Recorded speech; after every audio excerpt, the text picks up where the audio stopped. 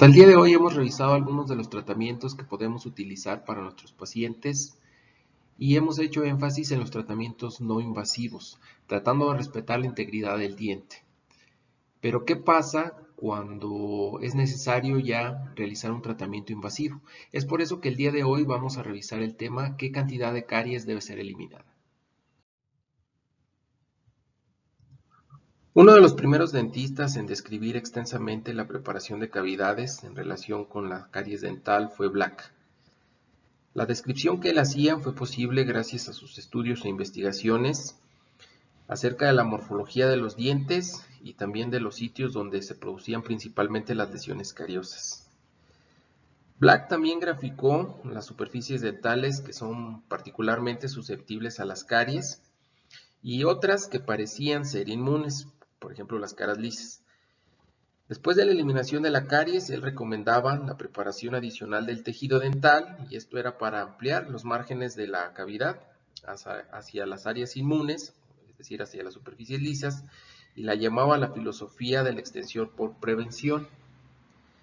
Posteriormente, Elderton, en 1984, realiza algunos estudios y determina que no es necesaria la extensión o la extensa eliminación de tejido sano.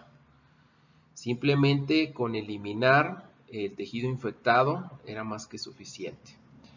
Nosotros estamos observando en pantalla un dibujo, un diagrama, en donde en la figura A nosotros podríamos observar una lesión cariosa. En la figura B sería la preparación que Black recomendaba con su filosofía de extensión por prevención. Y en la figura C observamos la preparación según Elderton, respetando la mayor cantidad de tejido sano. Quizá la principal inquietud que surge del tema es ¿cuándo hay que eliminar la caries? Bueno, pues a continuación vamos a revisar algunos conceptos. Una lesión de esmalte no es más que el reflejo de un proceso carioso que va a tener lugar en la biopelícula que se forma en la superficie dental. Eso ya lo hemos revisado en otras clases. En este caso, la caries debe ser tratada de manera no invasiva. Nosotros sabemos que si interrumpimos la maduración de esta biopelícula con procedimientos de higiene oral, por ejemplo con el cepillado, y además adicionamos otras medidas, por ejemplo la aplicación de fluoruros, pues es más que suficiente para detener ese proceso carioso. Black decía que los microorganismos de la biopelícula no ingresaban al tejido hasta que los prismas ya se habían disuelto o ya se habían destruido. Estamos hablando de los prismas del esmalte, ya que el esmalte es un sólido en el que los microorganismos no pueden penetrar. Sin embargo, evidencias más recientes sugieren que los microorganismos sí pueden penetrar las lesiones de caries no cavitadas. Sin embargo, es poco probable que la cantidad de estos microorganismos en el tejido dental pueda tener una repercusión importante en la progresión de caries por sí misma. Por lo consiguiente, una lesión de esmalte que no está cavitada no requiere de la eliminación de caries, a menos que sea por razones estéticas. Bueno, pero ¿qué pasa cuando la caries llega a la unión amelodentinaria? Este es un umbral importante para la investigación de dispositivos de detección de caries y en la determinación de la prevalencia de la enfermedad en la población. Sin embargo, si bien sería un umbral conveniente sobre el cual nosotros podríamos basar la intervención invasiva, es decir, determinar si realizamos procesos invasivos, no es muy lógico debido a que la mayoría de las lesiones que se presentan en la corona del diente y que se extienden hasta la unión amelodentinaria y la porción externa de la dentina no presentan una cavitación y todavía pueden ser tratadas con medidas no invasivas o microinvasivas. Es decir, el número de microorganismos en las lesiones de esmalte que no son cavitadas es muy bajo y solo van a desempeñar un papel secundario en la progresión de la caries. Cuando nosotros nos encontramos con una lesión de caries que ya está cavitada, pues este es un estado patológico más que evidente, en donde la intervención invasiva ya puede estar justificada, y esto es debido a que las bacterias cariogénicas pueden invadir fácilmente la estructura dental y pueden eludir los procedimientos de higiene convencionales del paciente. Además, en estas zonas puede proliferar el biofilm con un mayor éxito. Este tipo de lesiones pueden detectarse con un examen de rutina, es decir, únicamente con los dientes limpios y secos. Sin embargo, habrá algunas zonas en donde el diagnóstico es un poco más difícil. Estamos hablando de las caras interproximales y de las caries que se forman en estos espacios interproximales. En estos casos, una radiografía va a ser muy útil. Sin embargo, hay que recordar o hay que hacer énfasis que menos de la mitad de los casos en los cuales la radiografía se observa una radiolucidez hasta la unión amelodentinaria están cavitados. Por lo tanto, una radiografía por sí sola no justificaría una intervención invasiva. Podemos hacer una predicción de la cavitación en caries interproximales un poco más acertada si tomamos en cuenta, por ejemplo, el riesgo de caries del paciente o si el paciente presenta inflamación gingival en la papila interdental.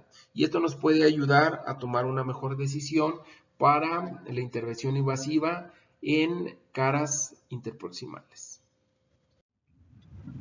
La morfología o la anatomía que podemos observar en las caras oclusales de los dientes posteriores va a favorecer la aparición de lesiones cariosas, sobre todo en fosas y fisuras. La manera que aparecen este tipo de lesiones es como se observa en la imagen que está en pantalla. Inician por desmineralizar las paredes laterales de las fisuras y posteriormente se van a unir por debajo de la estructura de la fisura hasta ir profundizando en la dentina. Es por esto que algunos odontólogos recomiendan el empleo de fluoruros para fortalecer los prismas del esmalte y evitar el proceso de desmineralización y como consecuencia de este proceso o la formación de una cavidad en una lesión cariosa. Hay que recordar que es importante el proceso de desmineralización porque va a preceder a la invasión bacteriana en los tejidos dentales.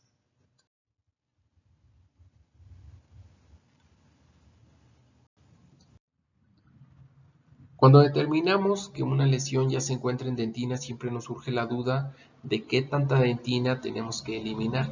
Para responder esta pregunta es muy importante tomar en cuenta el trabajo de Fusuyama y colaboradores. Ellos estaban preocupados por la viabilidad prolongada de los microorganismos que quedaban en forma residual debajo de las restauraciones, y es por esto que realizaron un experimento para determinar la relación que había entre diversas variables y la invasión bacteriana.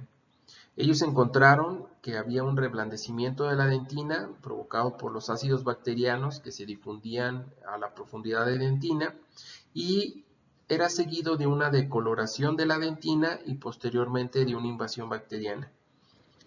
Se dieron cuenta que en las lesiones que progresan lentamente, el área decolorada suele ser más dura que en las lesiones que progresan rápidamente. Independientemente de esto, en una serie de estudios adicionales se describieron dos capas de dentina cariada, que se pueden diferenciar mediante el uso de un colorante llamado fucsina básica. La primera capa se denominó zona infectada y la segunda capa se denominó zona afectada. Hablando de estas dos capas de dentina, se determinó que la zona infectada era la zona más externa, estaba cercana a la unión amelodentinaria. Aquí había dentina severamente desmineralizada, había fibras de colágeno desnaturalizadas, se encontraban cristales inorgánicos irregulares y dispersos y había una gran invasión de bacterias. Es por eso que se determinó como zona infectada. Esta zona no es posible la remineralización. En la segunda zona, la zona afectada, se determinó que era la zona más cercana a la pulpa, estaba menos desmineralizada, tenía fibras de colágeno sanas y cristales de apatita, además que no se encontraban bacterias en esta zona. Y en esta zona sí es posible generar una remineralización.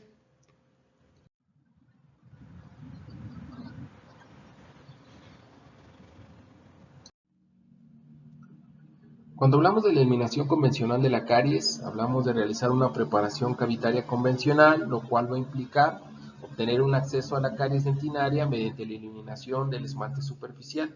Esto se realiza por lo general con una fresa y una pieza de alta velocidad, y posteriormente podemos utilizar una fresa redonda y una pieza de baja velocidad para eliminar toda la dentina reblandecida y que esté pigmentada.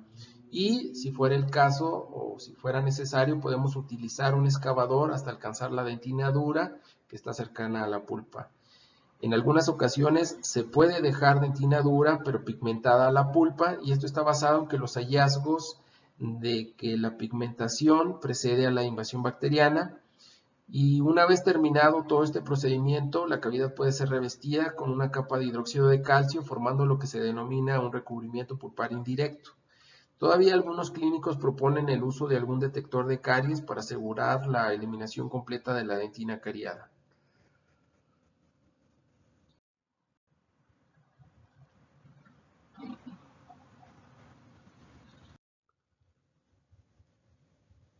Cuando revisamos la eliminación de caries en la unión amelodentinaria, nos surgen un grupo de preguntas que vamos a intentar responder a continuación. La primera es si realmente es eliminada toda la caries de la unión amelodentinaria durante la preparación cavitaria convencional. Para responder esta pregunta se realizaron dos estudios en 1980 en los cuales se examinaban cavidades preparadas in vivo y que se consideraban sin caries en la unión amelodentinaria. En estos estudios fue aplicado un tinte para la detección de caries en las cavidades y se encontró que más que de la mitad de las cavidades tenían la dentina pigmentada teñida en la unión amelodentinaria, y de acuerdo con un estudio de Fusuyama, esto indicaría la presencia de dentina cariada infectada y por lo tanto debería de ser eliminada. La segunda interrogante que surge en este tema es ¿qué ocurre con la caries residual en la unión amelodentinaria? Y bueno, la preocupación por este tema condujo a un estudio de laboratorio cuyo objetivo era determinar el pronóstico de esta situación, en donde se preparaban cavidades en dientes que habían sido recientemente extraídos de manera similar a como se realiza en la clínica. Posteriormente, estos dientes eran restaurados con amalgama y sometidos a un proceso de termociclado en té y clorexidina. Una vez terminado este proceso, pues las restauraciones fueron retiradas y se observó o se identificó algunas áreas en la unión amelodentinaria que habían adquirido alguna tinción, y al ser examinadas histológicamente se observó que se trataba de dentina desmineralizada, no de dentina infectada, por lo cual sugiere que pudiera conducir a un diagnóstico erróneo de caries secundaria y dar lugar a un reemplazo innecesario de una restauración. Debido a esto, se sugiere el uso de un tinte para la eliminación más prudente de la caries. La siguiente duda nos hace reflexionar si es necesaria la eliminación completa de la caries guiada por el detector de caries, es decir, un tinte en la unión amelodentinaria. Nosotros sabemos que es habitual dejar caries en la unión amelodentinaria después de una preparación en una cavidad. Sin embargo, no conocemos las implicaciones que esto conlleva. Para analizar esta situación se llevó a cabo un estudio clínico donde se preparaban cavidades hasta la unión amelodentinaria y posteriormente a esto se aplicaba un detector de caries. En este estudio, un 52% de las cavidades mostró cierta tinción al nivel de la unión amelodentinaria, y después fueron tomadas muestras de áreas teñidas y de áreas no teñidas que fueron enviadas para un análisis microbiológico. Los resultados de esta investigación mostraron que bajos niveles de microorganismos fueron aislados de las dos áreas y que no hubo ninguna diferencia significativa entre las dos áreas. La siguiente interrogante nos cuestiona si debe de dejarse la unión amelodentinaria libre de cualquier pigmentación. Hoy en día sabemos que la dentina dura, ya sea pigmentada o no, alberga mucho menos bacterias que la dentina blanda. Y en lo que concierne a la dentina dura, la dentina oscura alberga más bacterias que la dentina clara. A pesar de que esto es una diferencia estadísticamente significativa, se cree que el número de bacterias que están involucradas no es clínicamente importante. Y la única excepción sería la colocación de restauraciones estéticas, donde una sombra oscura puede conducir a un aspecto antiestético, además de dificultar la evaluación durante un control posterior. En estas situaciones, la eliminación adicional de caries hasta alcanzar la dentina clara puede estar justificada.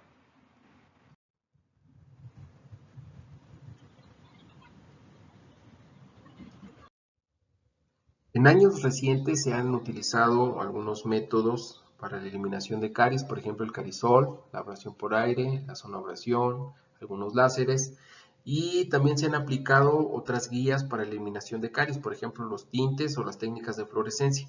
Todo esto con el fin de asegurar la remoción de toda la dentina cariada e infectada.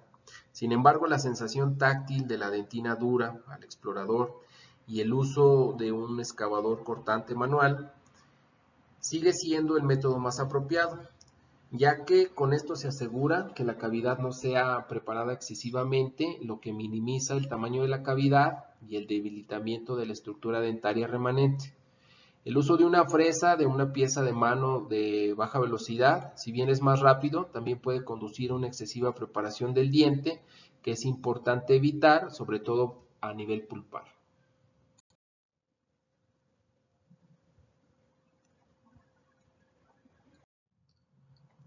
El proceso carioso y su abordaje invasivo no pueden ser considerados de manera aislada.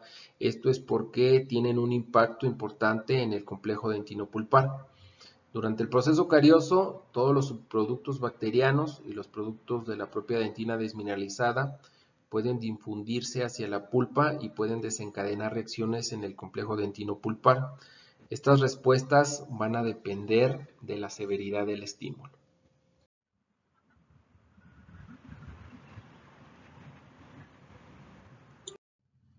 Existe un equilibrio entre la severidad del proceso carioso por una parte y la capacidad de reacción pulpar por otra. En lesiones que son profundas, este equilibrio es fundamental, ya que la eliminación de caries durante la preparación cavitaria puede dejar una capa de dentina remanente de muy poco espesor.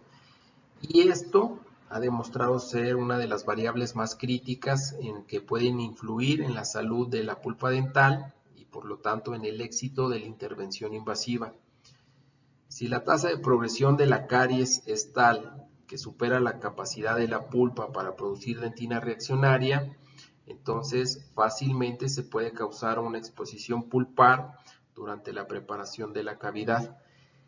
En dientes que están cariados pero son asintomáticos, la exposición es frecuentemente abordada con un recubrimiento pulpar directo, ya sea con hidróxido de calcio o con agregado trióxido mineral.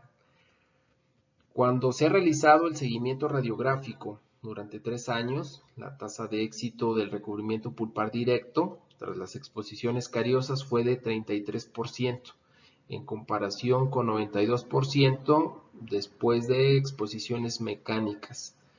De forma similar, después de 5 años, la tasa de éxito del recubrimiento pulpar directo de las exposiciones cariosas fue de 37% y en 10 años tan solo del 13%.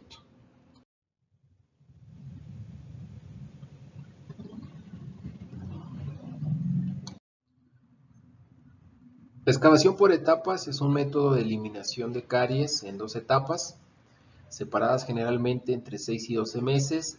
Sin embargo, se han reportado lapsos más cortos, que van de 4 a 6 semanas, y lapsos más largos, de 2 años. Y la mayoría de los estudios sobre la excavación por etapas fueron realizados en dientes con lesiones de dentina profundas, usualmente considerados en riesgo de exposición pulpar si se fueran a eliminar las caries de manera convencional, pero sin signos ni síntomas de patología pulpar. En la primera etapa se obtiene el acceso a la caries de dentina y solo se elimina la lesión periférica. La lesión dentinaria próxima al tejido pulpar se elimina lo suficiente para colocar un espesor adecuado de material restaurador. No se intenta eliminar adicionalmente caries dentinaria blanda, a diferencia del recubrimiento pulpar indirecto, donde la eliminación de caries desde el principio de la preparación cavitaria está dirigida a la remoción completa de la capa infectada y se detiene cuando existe un riesgo real de exposición pulpar. Con este procedimiento por lo general se deja una dentina cariada firme y pigmentada suprayacente a la pulpa y en la excavación por etapas la cavidad es revestida con hidróxido de calcio y restaurada con material de la selección de cada quien. Y en esta restauración se deja durante 6 a 12 meses y al reingreso a la cavidad permite la excavación de la caries residual. Este método de 2 etapas permite la comparación entre la dentina dejada en la primera etapa de la excavación con la dentina encontrada durante el reingreso después de lo que ha sido un diente sellado durante cierto tiempo. Estamos observando imágenes clínicas y radiográficas de un segundo molar inferior izquierdo que muestran una lesión profunda en dentina y una pulpa de gran tamaño. En este caso, la excavación completa se asociaría con un alto riesgo de exposición pulpar, por lo que este diente fue abordado mediante una excavación por etapas, evidenciándose el aspecto de la dentina al finalizar la primera excavación. En la primera imagen, o en la imagen A, podemos observar el aspecto clínico que tenía esa lesión cariosa en la cara oclusal. En la imagen B, podemos observar la imagen radiográfica del segundo molar. En la imagen C, podemos observar el aspecto al finalizar la primera excavación. En la imagen D podemos observar la capa de hidróxido de calcio que se colocó. En la imagen C, la colocación de una resina para sellar esa cavidad. Y en las dos últimas imágenes podemos observar cuando se reingresó a la cavidad después de 8 meses y en donde la dentina se tornó más oscura, más dura y seca.